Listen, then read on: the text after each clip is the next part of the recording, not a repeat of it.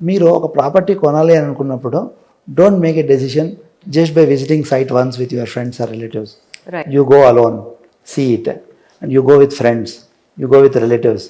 Everybody will give their comments, will give their feedback. దీని గురించి దీనిలో ప్లస్లు చెప్తారు, మైనస్లు చెప్తారు. మీరు ఇంకా కొనలేదు కాబట్టి public will give frank opinion. అదే కొన్న తర్వాత మొహమాటానికి బాగుంది, మంచిగా ఉంది అని చెప్పేస్తారు. So before you take the decision, ఈ ప్రాపర్టీ నేను తీసుకోవాలనుకుంటున్నాను అనేది కూడా మల్టిపుల్ సైట్ విజిట్స్ చేయండి. And I think one should take a span of minimum 1 to 2 months in selecting the product. ఎందుకు 1 month, 2 months, 3 months నేను తిరగమంటున్నానంటే ఆ ప్రాజెక్ట్లో ప్రోగ్రెస్ ఉందా లేదా, స్టేటస్ ఎలా ఉంది. సో మీకు ప్రాజెక్ట్ ప్రోగ్రెస్ కనపడుతూ ఉంటే అది హెల్తీ ప్రాజెక్ట్ అని అర్థం. సో మీకు నెలకు పోయినా, 3 నెలలకు పోయినా, 6 నెలలకు పోయినా అవే మొండి గోడలు, అవే కాలమ్స్ వేసి లేదు తుప్పు పట్టిన రాడ్లు అట్లా ఉన్నాయనుకోండి, you should sense there is something wrong, something fishy. మీరు దాన్ని వెరిఫై చేసుకోవాలి. సో ఇటువంటివి చేయడం వల్ల ఏమవుతుందంటే మీకు దాని మీద ఒక అవగాహన వస్తుంది.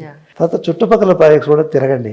ఇప్పుడు నేనేమంటానంటే first time buying home is not rocket science.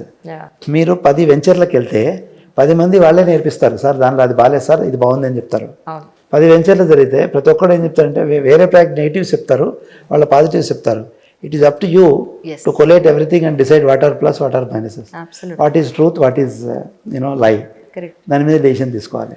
So ఇలా చేసినప్పుడు ఏమవుతుందంటే తప్పు చేసేదానికి అవకాశం ఉండదు. Praneeth group, trust inbuilt. మనకి ద బెస్ట్ ఇవ్వాలనేదే ప్రణీత్ గ్రూప్ అంబిషన్.